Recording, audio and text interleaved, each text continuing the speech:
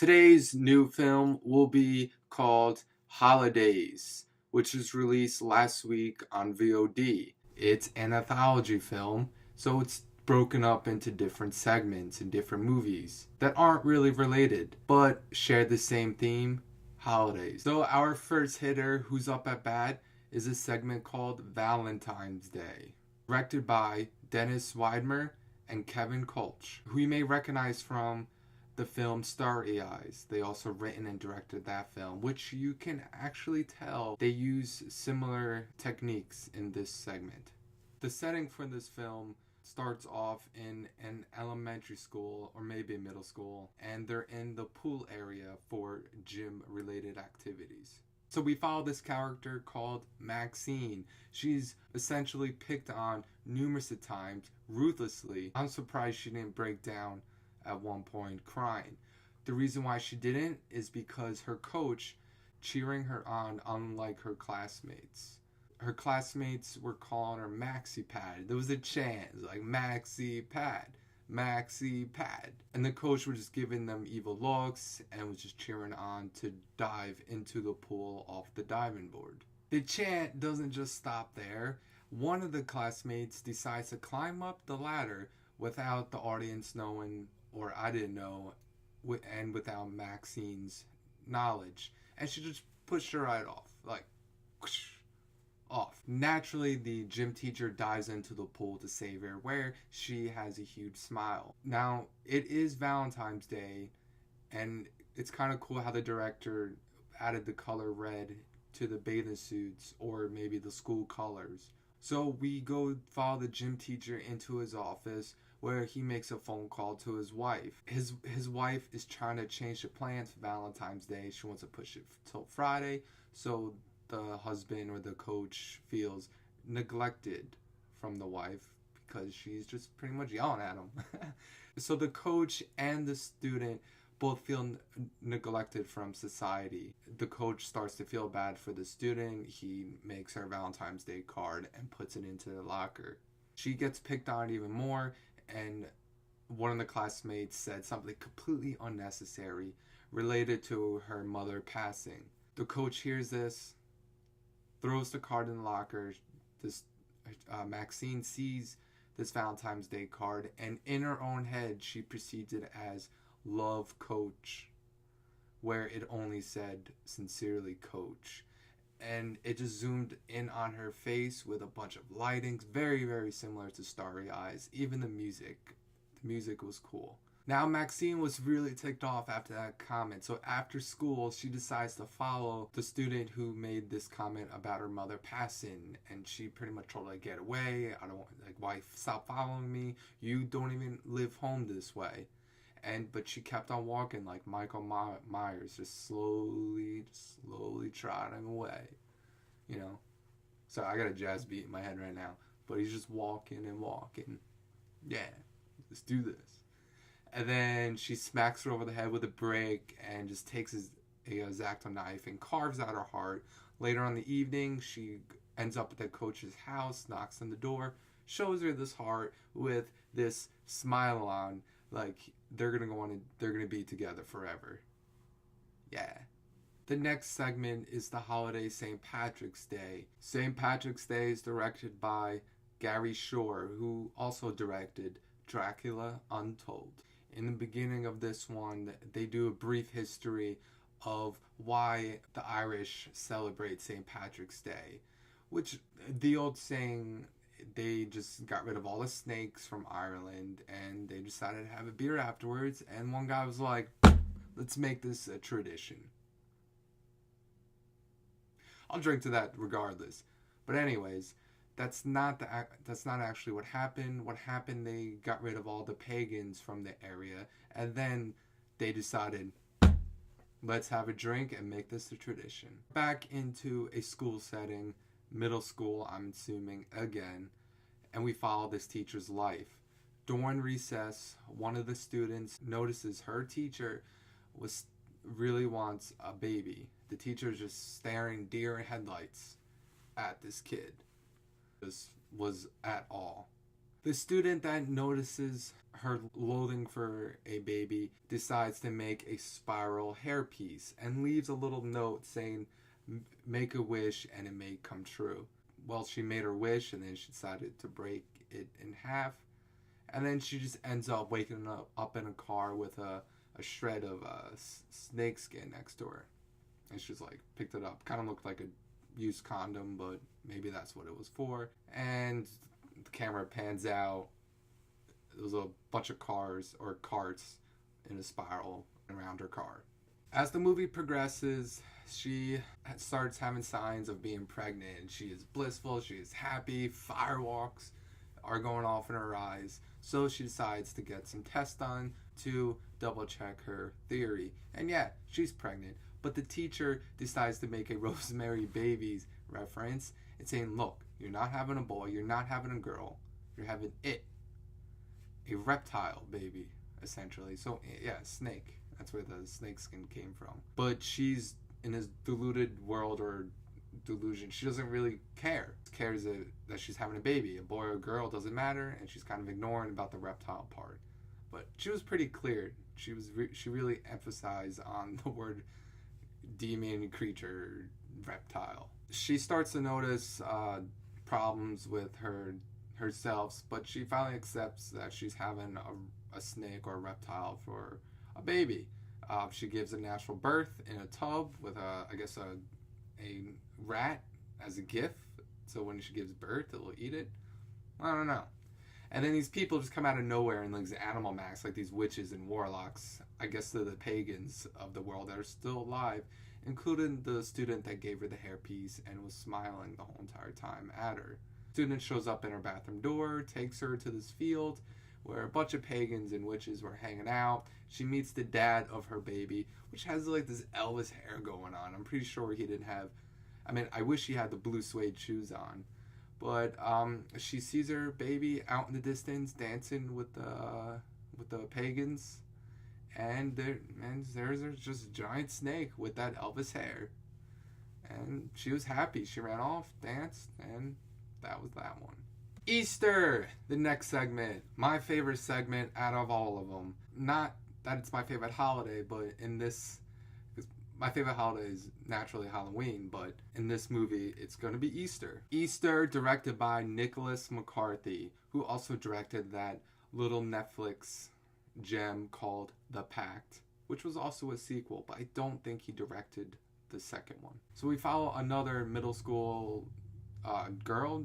She's in her bed with her mother, and it's Easter Eve, I guess you would say, and the daughter keeps on asking her mother questions about the Easter Bunny. Is he real? Is Jesus? And then going into all his other religious aspects, like, is Jesus real? And she said yes, he died and came back. Comparisons and contrasts between the two, and got the mother a little confused, not confused, but she didn't know how to respond to her, without telling her the actual truth. So she ends up out of the room. The daughter is a little terrified that the Easter Bunny is just going to walk in. The mother's last words that she'll ever say to her daughter was somewhat deep, or just the way she said it. When you wake up tomorrow, it will be exactly like last year. The daughter decides to get a cup of water in the middle of the night. As she was walking downstairs, an egg decides to open up a door somehow. I suppose supernatural, because this is a supernatural segment naturally. And just rolls in as like black spots on the egg. It does look like an Easter egg that was dyed, but a little more ominous. It hatches. The daughter sees this little baby chick, like a baby chicken, just like peeping away. I guess they were the peeps. And sees this demon looking Easter Bunny guy who's just giving birth to these peeps out of the palm of his hands. It's a little ridiculous. And this Easter Bunny kind of looked like the vampires from Buffy the Vampire Slayer, just with like long ears, real like just like evil looking face with like long ears. And this guy was like tall, man. He was like The Rock, but like stacked two of them up on top of each other. And yeah, that's what this guy looks like. The bunny essentially just offered to the world. It's like, you saw me. Nobody has ever seen me before. Now you have to join me and replace me. The segment really reminded me of that Del Toro film, The Labyrinth. Like this demon creature invites this innocent girl to come see the evil, and they just lured them in. The way Del Toro went about it is how this director went about it. The next segment is Mother's Day, which is my second least one that I dislike out of all these segments, and it's directed by Sarah Adina, who also directed The Midnight Swim, which is a really, really good Netflix film. Guess what? This one's not in a school environment. This one follows a woman who has been pregnant 20 times, and apparently every time she does have sex, she gets pregnant. She ends up at this doctor, and the doctor just told her straight up, like, I don't have any medication for this. I'm going to send you somewhere to a pregnancy ceremony, as you would perceive it as. So the woman's like, yeah, why not? What do I have to lose? So she ends up there. This one woman goes up to her and say, hi, how are you? So what are you doing here? I get pregnant every time. And this woman goes, oh, must be nice. Like, I'm pretty sure this is like the Real Housewives of Brian Jones Massacre. Later on in the evening, they do this ceremony. They're around this body of water, I guess a little pool. And there's like this weird looking woman, just the mother of Eden, I guess you would call her. She's just like doing all these like weird dances. I don't know what she was doing. She was really focused on our protagonist. Pretty much whispered in her ear saying, you are our gateway. Yeah, I'll be freaked out by that too. And then we go to the next morning, it turns out she was drugged. So she doesn't have an option. She has to stay. And she's just in complete incoherence. She doesn't move. She just sits there like a vegetable. I forgot to mention, during the rituals, she's pretty much raped by this guy that looked like the Dothraki from Game of Thrones, the leader that married the Mother of Dragons from season 1, who died in season 2. Spoiler alert. Next morning, they fast forward through the time, and she's pretty much essentially pregnant. And she's still in this vegetated state, but the drug doses, her body starts getting used to them. She's becoming immune, but the people don't want to ruin the baby by giving her too much of a dose. Our protagonist starts becoming aware of her surroundings and starts to realize what's really going on. So she decides to take off, tries to run, full on pregnant, like ready to have the baby. She didn't get that far, and she has the baby, and this arm, like grown man, bloody arm, just pops up. And it just ends like that. Most of these segments have left you wanting more, or like cliffhangers. And so, but this one, I don't know if I want to see what else happens. Didn't really interest me. Our next segment is Father's Day. Now, this movie is a real slow burn, and it really works out. It's very emotional. Like, I needed to get up and walk away for a second. This film is directed by Anthony Burns, who also directed Darknet. This woman shows up at her house with this package. I guess she's used to getting packages because she didn't open it up right away. On mail day, when I see a package, I'm getting excited because it could be more movies, it could be whatever. Later on in the evening, she eventually opens up the package, a retro cassette player with like those old school headphones with like, you know what I'm talking about. She listens to the tape, and it turns out to be her father. Her father disappeared when she was young.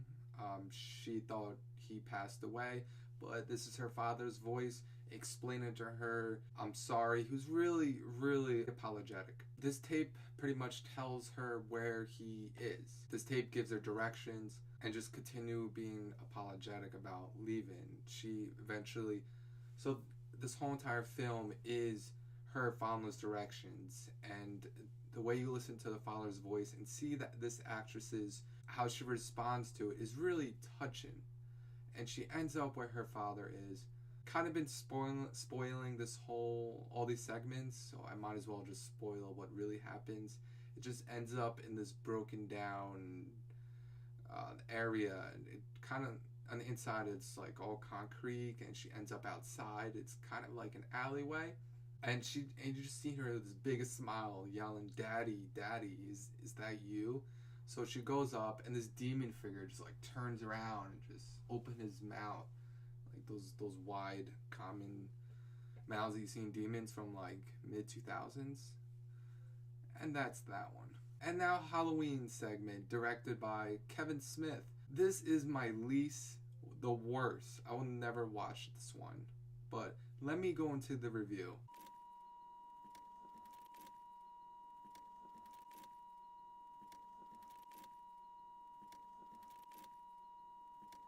Yep, I hated this one. Not gonna talk about it. It's just weird. Our next segment is a good old horror Christmas tale.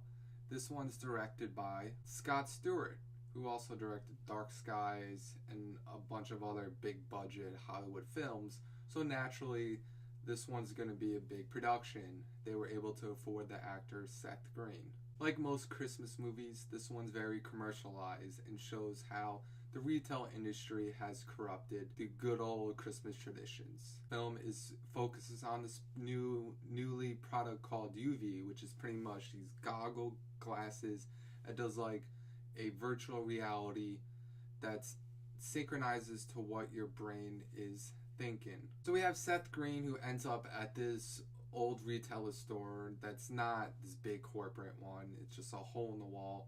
And when he gets there was only one UVU item that was left that was bought by somebody else, where Seth Green has politely called to confirm that they had one left. They gave his name. He was really set on getting the UV. He even told his wife. So the customer who bought the last one walks out.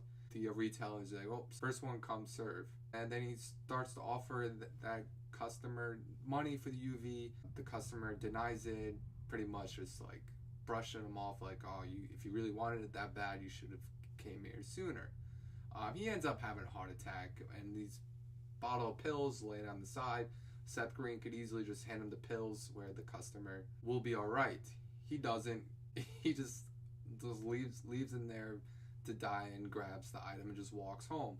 When he gets home, wife is all complaining of how Seth Green is making less money than her now. She's just pretty much being a real pain. And then we have Christmas morning, where their son opens up the UVU device, puts it on, and it goes, "You're the first one on Mars. Congratulations." I guess the son wants to be an astronaut, I suppose.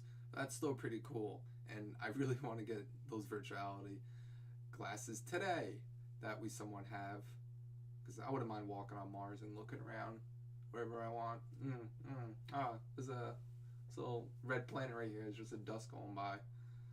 But anyway, so Seth Green tries it on, and he pretty much sees a kinky reality sex adventure that he wants to do.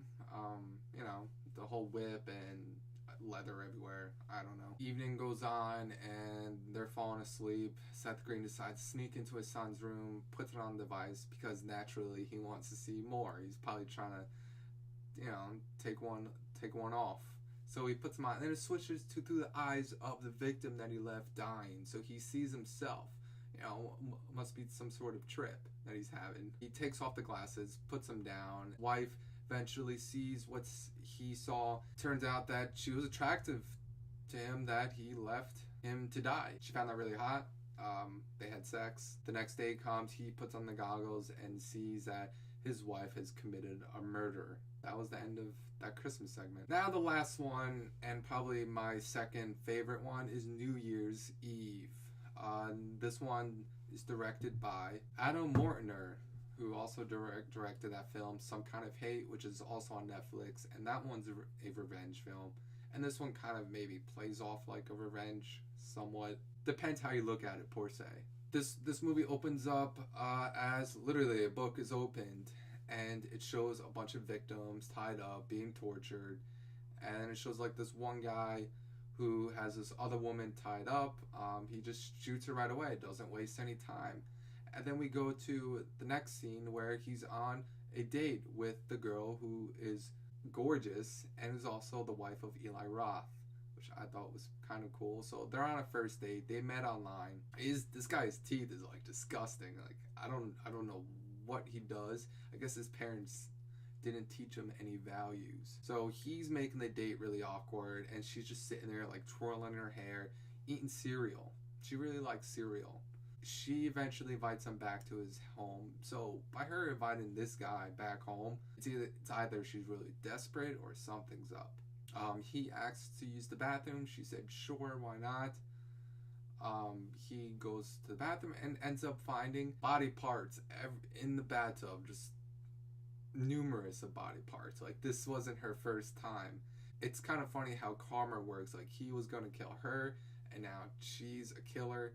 So Eli Roth's wife just comes through the bathroom door with like an axe, like, you know, if I'm gonna kill this guy, Dexter style. And they go on a battle, and guess who wins? Eli Roth's wife. Overall, Holidays from 2016 is an okay anthology. I'll give it a 6 out of 10, maybe 5.5 out of 10, probably a 6. In order from what I like, it started from 1 as my favorite.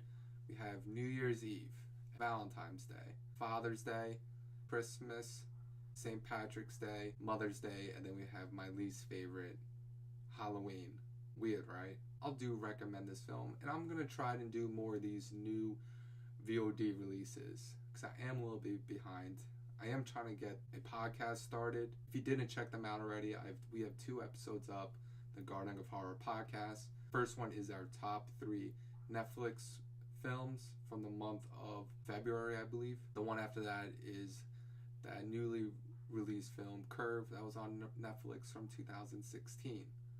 So look forward for our 3rd podcast, and also look forward for another random review from Garden of Horror. Please leave your comments below, subscribe. I really want feedback to give me motivation to do more of these videos. If you dislike it, you hate it, you loved it, you liked it, just let me know. Later on, guys. Peace out. Thank you for listening.